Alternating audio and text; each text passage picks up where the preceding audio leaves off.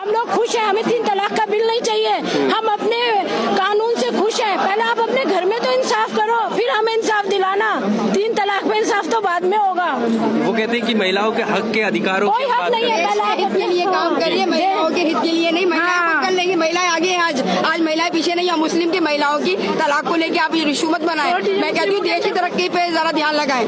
मुस्लिम औरतें अपना सेव कर लेंगे। पहले बेरोजगारी, किसानों की हत्या, एजुकेशन और ये जो चाइल्ड रेप, विमेन सेफ्टी, इन सारे मुद्दों पे काम कीजिए। आप क्यों 3 तलाक के वो पे पड़ जाए? ये हमारे घर की बात है। हम लोग आपस में सुलझा लेंगे और हम इतने मजबूर नहीं है। मुसलमान औरतें इतनी मजबूर भी नहीं है, बहुत कम। हाँ, मानते हैं हमारी माइनॉरिटी में एक छोटा तबका है जो इस तरह का मजबूर है। उनके लिए हम लोग शरीयत है, कानून है, हम कर सकते हैं। पहले आप किसानों के मुद्दे पे बात कीजिए, पहले आप विमेन सेफ्टी पे बात कीजिए। अभी आसिफा, ट्विंकल कितने केसेस हुए,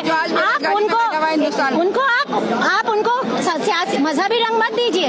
आप उनको ईमानदारी से निपटाइए। आप फास्ट ट्रैक कोर्ट बनाइए। आप लोगों से देश का संभलेगा, आप अपना घर नहीं संभाल पा रहे हो। मोदी जी ने यशोदा बहन के साथ क्या किया?